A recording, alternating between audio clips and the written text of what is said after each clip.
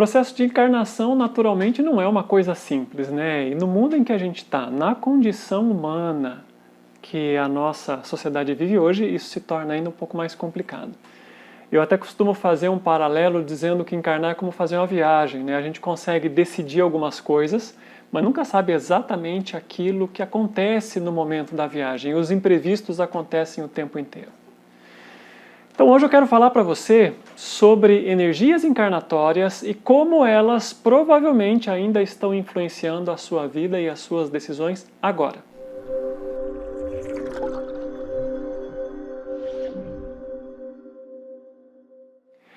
Olá para você que me assiste, eu sou o Rafael Zen, eu sou terapeuta, conector de vidas passadas e hoje eu quero apresentar alguns pontos de vista provavelmente ligeiramente diferentes de algumas coisas que você já leu ou já ouviu falar a respeito de encarnação, de reencarnação, de retorno aqui para o nosso mundo, tá? O primeiro desses pontos é aquilo que eu falei anteriormente, as coisas não são perfeitas, tá? Porque nós somos seres imperfeitos e o nosso mundo então é uma bagunça. Então vamos lá pelo básico. Antes de nós entrarmos definitivamente aqui nesse veículo em que nós estamos, nós passamos, digamos, por um processo de refinamento, de estudo e de avaliação daquilo que é importante para nós fazermos aqui, daquilo que ficou para trás, de alguns pequenos acertos, ajuste de bagagem, e a gente poderia dizer que tudo isso é o nosso plano de vida, ou eu costumo dizer que é um plano de voo daquilo que nós temos por realizar aqui no mundo. Mas esse plano a gente precisa entender assim, ele tem um aspecto que é, digamos,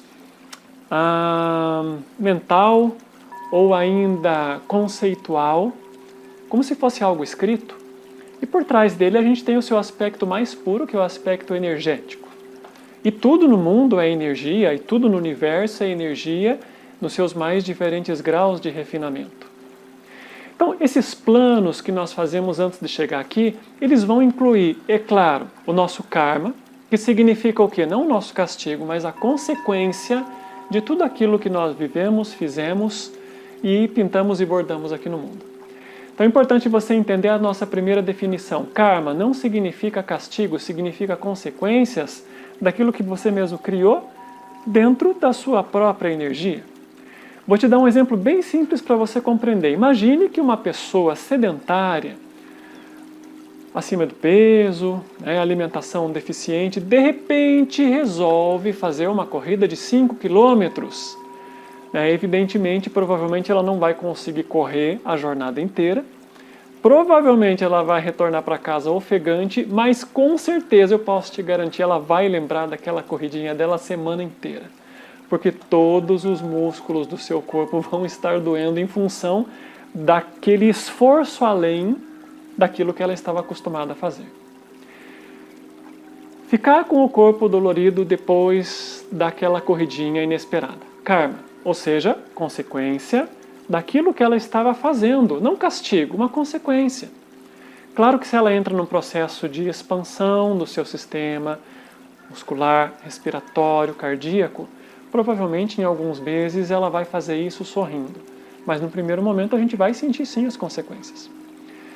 Então a gente poderia dizer que tudo na nossa vida é consequência direta daquilo que nós fazemos. E que nem sempre, é claro, é muscular, mas a gente tem consequências de consciência e consequências energéticas. Se numa determinada vida eu desgastei demais determinados centros energéticos além daquilo que eu poderia fazer. É claro que nessa vida eu vou enfrentar a contração, a dor, a sensação também mental, emocional e física de ter ido além dos meus limites. E como nós somos seres feitos de energia em diferentes níveis e camadas, a gente tem consequências agora mentais, a gente tem consequências emocionais, a gente tem consequências vitais e físicas. Então, tudo são consequências daquilo que nós fizemos no passado. Então, a gente poderia dizer que, num primeiro princípio, o nosso karma ele é relacionado àquilo que nós construímos, na nossa própria estrutura, no aqui e no agora. Sem castigo, sem aquela coisa assim negativa ou pesada que muitas vezes a gente aprendeu. A gente retorna e vai continuar seguindo a nossa viagem, muitas vezes com dores no corpo, em função daquele esforço ou falta dele que nós fizemos anteriormente, tá? Esses níveis de energia, eles entram no nosso sistema de consciência, então nós começamos a aderir, né, a trazer, na realidade eles já estão ali conosco, mas conforme a gente vai repassando os nossos planos, eles vão se tornando mais brilhantes. É como se a gente estivesse estudando para uma prova de vestibular. Tem coisas que estão na ponta da língua, tem outras coisas que a gente não está tão certo, mas a gente sabe que é importante passar por aquilo. Então eles ficam ali, borbulhando na nossa consciência, nos primeiros momentos, enquanto a gente está aqui escolhendo uma família, nos primeiros, vou chamar assim, momentos, mas não se prenda a tempo, tá? Momentos pode ser dias, semanas ou pode ser até alguns meses. Então, assim, nos primeiros momentos, enquanto nós encontramos aquele útero que vai nos acolher e que vai preparar esse corpo para nós. Quando nós fazemos a nossa primeira conexão com esse embrião que começou a se desenvolver, isso não significa que a nossa consciência está presa lá o tempo inteiro. Partes da nossa consciência vão sendo absorvidas por aquele corpo que está se gestando.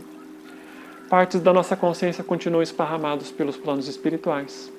Partes da nossa consciência continuam revivendo episódios traumáticos ou episódios da nossa última vida. Tá? Então, existem muitas partes nossas, porque nós somos seres infinitos, e que elas continuam ainda vibrando em outras sintonias. E tudo isso vai sendo gradativamente atraído, né? Nós vamos atraindo essas partes para esse novo corpo que está se desenvolvendo.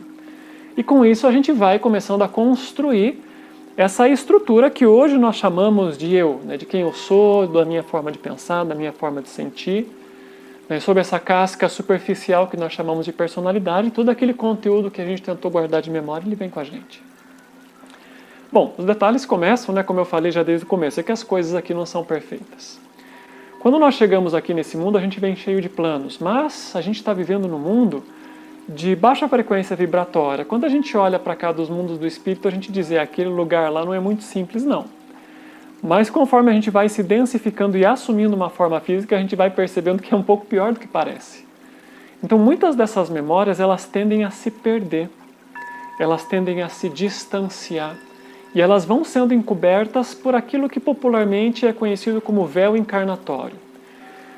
Especificamente no meu modo de pensar, eu não vejo isso como uma lei do nosso mundo, como algumas pessoas elas acreditam, não é uma lei que te protege. Para mim, isso soa assim um pouco ditatorial, tá? No meu modo de entender, você vai se proteger através do esquecimento quando você ainda não tem consciência para relembrar.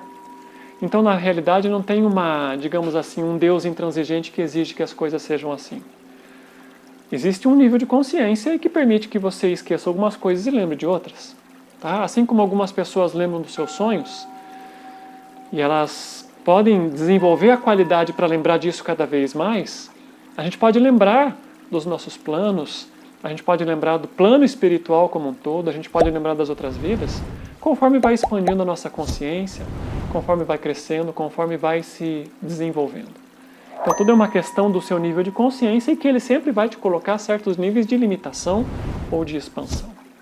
Tá? Mas voltando ao assunto, a gente começa a perder algumas coisas. Por quê? Porque essa densidade aqui ela é muito intensa e o nosso nível de consciência muitas vezes não nos permite manter aquela sintonia com intensidade.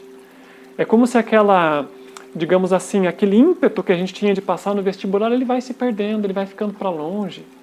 A gente começa a ficar assim um pouco dopado, um pouco anestesiado, por um lado, pelas energias que a gente começa a vivenciar no mundo material, por outro, pelas energias da família, do ambiente, da cidade que a gente escolheu. E o ponto mais interessante para você compreender, a gente também acaba sendo intoxicado pelas energias da nossa mãe.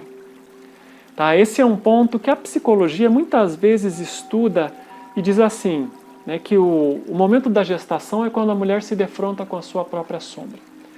Isso é uma realidade, mas a gente tem que entender que não existe nada no âmbito psicológico que não tenha aspectos relacionados com a nossa consciência mais profunda e inconsciente, e com campos de energia que a gente pode conhecer ou não. Então, tanto a mulher se defronta na gestação com aspectos da sombra dela, como, que é uma coisa muito comum, vamos chamar assim, pedaços do seu corpo astral, profundamente enterrados na sua mente inconsciente, que fazem parte da sua sombra mais profunda, acabam sendo transmitidas para aquele feto que está sendo gestacionado. Ou seja, Nós, de certo modo, acabamos sendo depósito de lixo, de aspectos energéticos bastante difíceis com os quais as nossas mães muitas vezes não sabiam lidar. Tá? Essa é a realidade do nosso mundo. Não porque elas queiram, simplesmente acontece. Tá? Imagina o seguinte, eu vou te dar um exemplo bem simples para você entender. Que você é uma camiseta branca e você colocou essa camiseta branca para ser lavado junto com um monte de roupa colorida, que é a sua mãe. O que eu quero dizer com roupa colorida? É toda essa coxa de retalhos que a nossa alma vive hoje. Não que ela seja assim, mas ela está vivendo essa coxa de retalhos. Com os seus medos, os seus desejos, as suas aversões, as suas contradições. Enquanto a gente não faz um trabalho de autoconhecimento e desconstrução profunda, todo mundo é uma coxa de retalho. Então a nossa coxa branca, que é aquele espírito prístino, não puro no seu sentido mais completo, mas cheio de boas intenções, ele entra na coxa de retalhos da máquina de lavar da nossa mãe, a gente tem, né, tem perfeitas condições para ser contaminado com todos os tipos de cores. Então a gente absorve cargas negativas da nossa mãe. Da mesma maneira que nós absorvemos nutrientes bons ou negativos a partir do cordão umbilical. Então hoje em dia sabe-se, por exemplo, que certos alimentos, na verdade a cultura popular e ancestral já sabia disso, mas hoje em dia os médicos reconhecem. A medicina nossa ocidental ela é muito boa em algumas coisas e muito atrasada em outras. Então reconhece que nós absorvemos nutrientes através do processo de digestão da nossa mãe. Alguns são muito bons e outros são uma tragédia para nós. E energeticamente, nós também vamos absorver através dela muita coisa. Nós vamos ver o mundo a partir dos olhos e das emoções da nossa mãe. E nós também vamos ver coisas a partir do interior das suas percepções astrais desconhecidas aqui na superfície, que vão ser absorvidas por nós, que vão servir realmente como um intoxicante para as nossas aspirações mais sublimes. E que vão, como eu disse, felizmente ou infelizmente, vão ofuscar ainda mais a nossa capacidade de recordar quem nós somos, de fazer aquilo que a gente veio fazer aqui, e de manter o propósito de vida que a gente tem de maneira transparente. Ou seja, a gente nasce aqui, claro que nós já não nascemos perfeitos, porque se fôssemos perfeitos não nascíamos no planeta Terra, né? Mas a gente já nasce aqui trazendo a nossa própria bagagem, que na maior parte das pessoas, com exceção dos grandes santos e mestres, é bem tumultuada, e ainda é contaminado por esse acervo de informações, da família, do lugar, do momento em que nós vivemos e da nossa mãe, que acaba transferindo coisas para nós. Afinal de contas, durante 9 meses nós somos parte do corpo dela.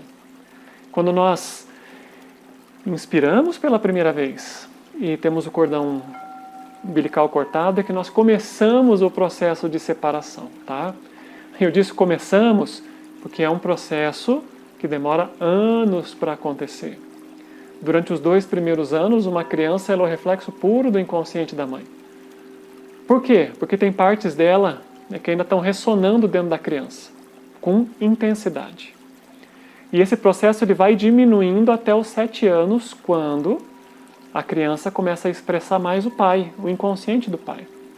Mas isso não significa, agora vem uma parte bem importante para você entender, então preste atenção. Isso não significa que depois dos 7 anos a gente purgou a sombra da mãe. Na realidade, se nós não fazemos um trabalho sério, e eu digo especificamente um trabalho que envolva o campo de energia e consciência em níveis que vão além da superfície, a gente comumente carrega essas energias intoxicantes dentro da nossa estrutura durante uma vida inteira e nem sequer percebe. Tá? A gente não percebe porque a gente foi gestado com aquelas energias, então a gente já nasceu aqui carregando isso e não sabe que aquilo não é nosso. Tá? Então é como dizer que eu nasci com um fígado que não é meu. Como é que eu vou saber se esse fígado aqui é meu ou não é? Ué, eu nasci com ele, eu estou com ele há tanto tempo que eu sequer questiono. Então isso é uma parte muito importante para a gente compreender. A gente não questiona as coisas porque a gente se acostumou com elas. E por isso é muito comum que a gente esteja intoxicado energeticamente com esses processos e outros que a gente vai adquirindo no mundo. E construa uma personalidade baseada em valores, em crenças e, num nível mais elevado, em energias que não pertencem à nossa alma. Em diferentes níveis, esse não pertencimento energético está em todo mundo. Porque se nós tivéssemos encontrado quem nós somos em essência, então nós já seríamos iluminados. Então a gente poderia dizer assim, o processo de iluminação espiritual é um processo de expurgo e desconstrução de tudo aquilo que eu não sou. E isso passa pelo processo de expurgo de energias da nossa mãe, da nossa família, da sociedade, tá? Do ambiente em que a gente se encontra. E do planeta, de certo modo, porque ele ainda é um planeta contaminado, ele ainda é um planeta em que a gente vem aqui para suar a camisa e para quando chegar lá de volta dizer, nossa, eu sobrevivi ao planeta Terra. Vai ter gente olhando pelos corredores lá do plano espiritual e dizendo, nossa, esse cara aqui conseguiu passar. Vocês vão ver que legal quando a gente retorna com consciência, tá? Bom, essa é a grande reflexão que eu trago para vocês hoje. É muito importante você entender que, primeiro, isso que você compreende como si mesmo tem muitos enganos na sua percepção. E você só vai conseguir compreender que enganos são esses quando você entra em estados de consciência mais elevado. Aqui nesse nível do racional, papo daqui, papo dali, esquece. Você vai ter algumas percepções quando você tem conflitos com a sua mãe, por exemplo. Você vai dizer, nossa, eu sou igualzinho à minha mãe. Muitas vezes a gente percebe isso, em alguns aspectos, é claro. E percebe que por isso a gente tem esses conflitos tão intensos, mas o que a gente não entende é que muitas vezes nós estamos espelhando para ela aspectos que eram da natureza dela e que estão nos fazendo mal também. E esse fato de estar intoxicado com essa energia é o que muitas vezes é causa de conflito com os nossos pais, que são o arquétipo, vamos chamar assim, primordial com os quais a gente se enfrenta aqui no mundo, do aspecto Deus Pai, Deus Mãe, energia Yang, energia Yin. E quando esses dois não estão bem fortalecidos dentro de nós, aí a gente vê o caldo entornar, né? Aí que a gente vê que as coisas dão errado na nossa vida inteira, porque as nossas raízes não estão fortes e a gente não sabe, simplesmente porque nós nunca olhamos para ela. Tá bem?